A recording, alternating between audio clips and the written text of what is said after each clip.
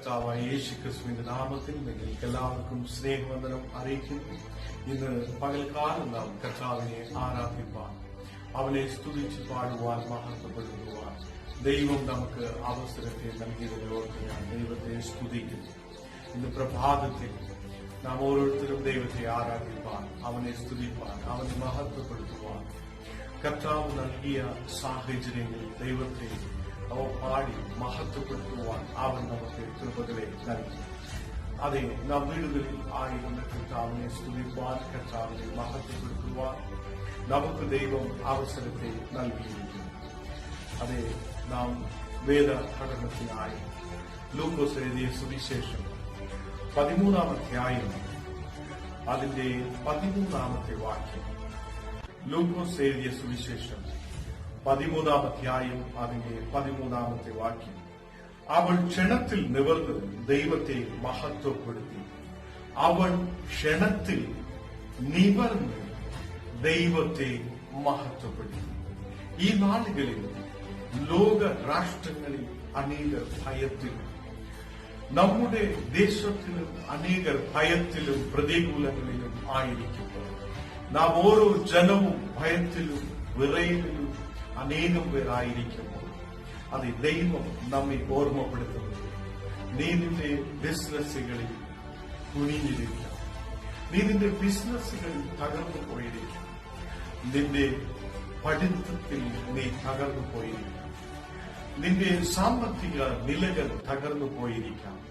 പക്ഷേ ദൈവം നിന്നെ ക്ഷണത്തിൽ നിവർത്തി നിർത്തുന്ന ഒരു ദൈവം. ഹല്ലേലൂയ.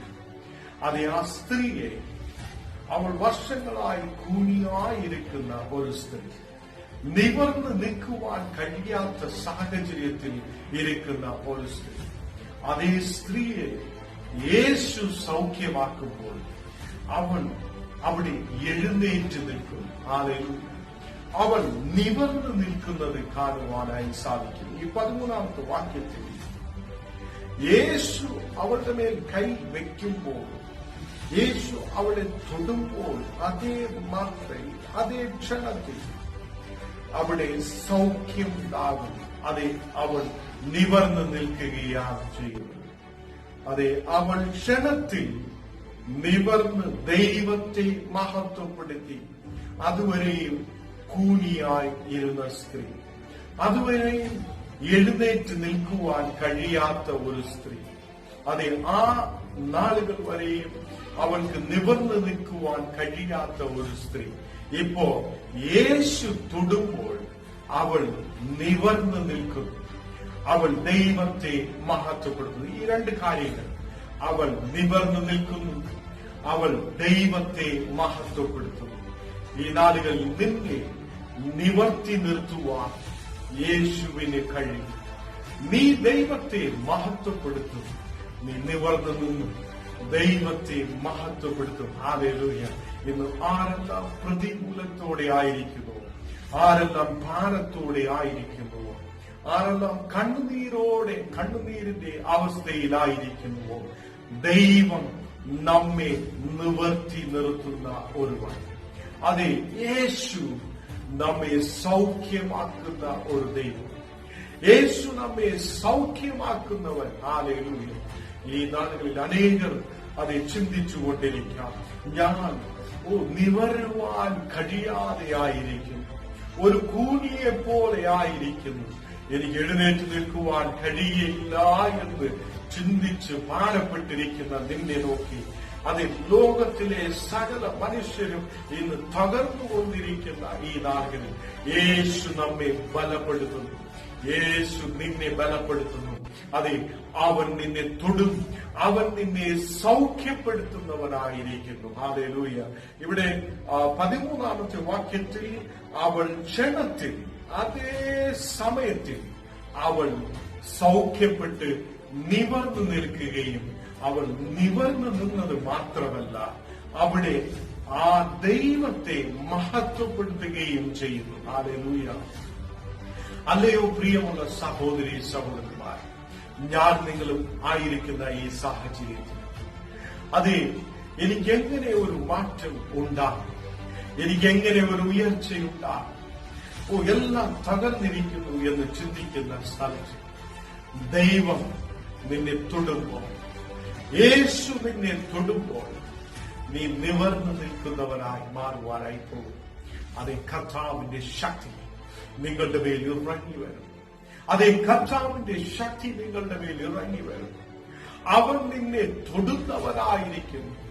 അവൻ നിന്റെ ശരീരത്തിലെ കൂന്, അവൻ നിന്റെ ശരീരത്തിലെ പ്രതികൂലങ്ങൾ, അവൻ നിന്റെ ശരീരത്തിലെ കൂനിയായിരിക്കുന്ന അവസ്ഥകളെ യേശു എടുത്തു മാറ്റും. ഹല്ലേലൂയ.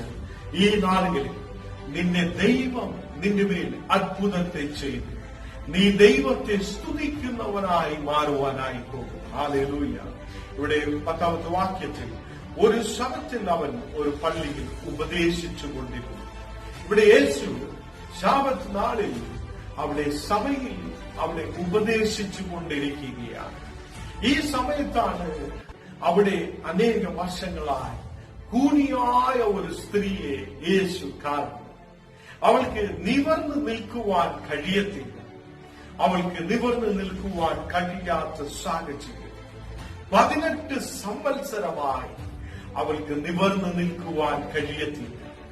നാം ഈ മഹാമാരിയിലൂടെ കടന്നു പോകുമ്പോൾ ഈ നാളുകളിൽ അനേകം കുടുംബങ്ങളിൽ ഇനി എങ്ങനെ ഞങ്ങൾ നിവർന്നു നിൽക്കും എന്ന് ഞാൻ നിങ്ങൾ ചിന്തിച്ചു കൊണ്ടിരിക്കുമ്പോൾ യേശു നമ്മെ നിവർത്തി നിർത്തുന്ന ഒരുവൻ, നമ്മുടെ കൂനിയായിരിക്കുന്ന അവസ്ഥകളെ മാറ്റുന്ന ഒരുവൻ, അവൻ നമ്മെ തൊടും, അവൻ നമ്മെ അനുഗ്രഹിക്കും.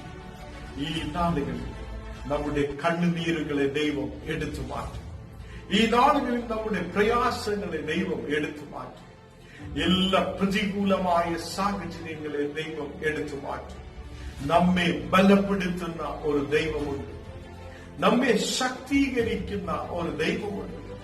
അത് വിശ്വാസത്തോടെ മുൻപോട്ട് പോകുമ്പോൾ നിശ്ചയമായി നിന്റെ കൂനിയായിരിക്കുന്ന അവസ്ഥകളെ ദൈവം നിവർത്തി വെച്ച് നിന്നെ അനുഗ്രഹിക്കുന്നവനായിരിക്കും. ഇവിടെ നിവർന്നു നിൽക്കുവാൻ ദൈവം നിന്നെ ശക്തീകരിക്കും. നിവർന്നു നിന്ന് നീ ദൈവത്തെ മഹത്വപ്പെടുത്തുവാനായി പോകുന്നു. ഹല്ലേലൂയ. ഈ നാളുകളിൽ ദൈവം നിന്നെ നിവർത്തി നിർത്തി.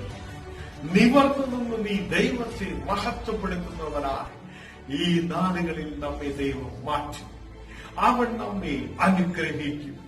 അവൻ നമ്മെ ശക്തീകരിക്കും. ഹല്ലേലൂയ. അതെ, ദൈവത്തിന്റെ വചനം അത് മാറ്റമില്ലാത്ത വചനമായിരിക്കും. 18 സംവത്സരം രോഗാവസ്ഥയോടെ ആയിരിക്കും. 18 സംവത്സരം രോഗാത്മാവ് ബാധിച്ചിട്ട് ഒട്ടും നിവരുവാൻ കഴിയാതെ കൂനിയായ ഒരു സ്ത്രീയെ യേശു കാണും. അതെ, അവൻ അവിടെ ശബത്ത് നാളിൽ പള്ളിയിൽ ഉപദേശിച്ചു കൊണ്ടിരിക്കുന്നു.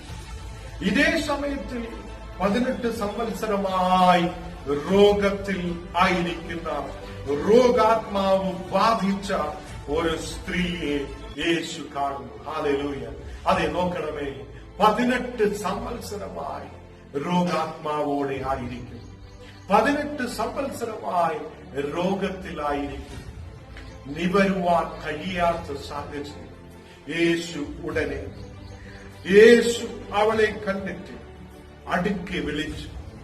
ആ സ്ഥലത്തു തന്നെ യേശു അവളെ വിട്ടിട്ട് പോകുന്നത് നമുക്ക് കാണുവാൻ കഴിയും. യേശു അവളെ ഉടനെ വിളിക്കുന്നു. യേശു അവനെ ഉടനെ വിളിച്ചു. യേശു ആ സ്ത്രീയെ വിളിച്ചു. അവളെ സൗഖ്യമാക്കുവാൻ യേശു മനസ്സുള്ളവനായിരിക്കുന്നു. അതേ, സ്ത്രീയെ, നിന്റെ രോഗബന്ധനം അഴിഞ്ഞിരിക്കുന്നു എന്ന് അവിടെ യേശു പറയുന്നു. അതെ, യേശു അവളെ കണ്ട് അടുക്കി പിടിച്ച്, സ്ത്രീയെ, നിന്റെ രോഗബന്ധനം അഴിഞ്ഞിരിക്കുന്നു എന്ന് പറഞ്ഞു അവളുടെ മേൽ കൈവച്ചു. ഈ നാളുകളിൽ രോഗബന്ധനത്തെ യേശു അഴിച്ചു മാറ്റി. അനേകം രോഗബന്ധനത്തോടെ ഇന്നും അനേകരായിരിക്കുമ്പോൾ രോഗബന്ധനങ്ങളെ അഴിക്കുന്ന ഒരുവനുണ്ട്. അത് യേശു. ഒരു പ്രസംഗകനോ ഒരു പാസ്റ്റർമാർക്കോ ഒരു ബിഷപ്പുമാർക്കോ ഈ ലോകത്തിലായിരിക്കുന്ന ഒരു ദൈവവേലക്കാരനോ ഈ ശക്തി ഇല്ല.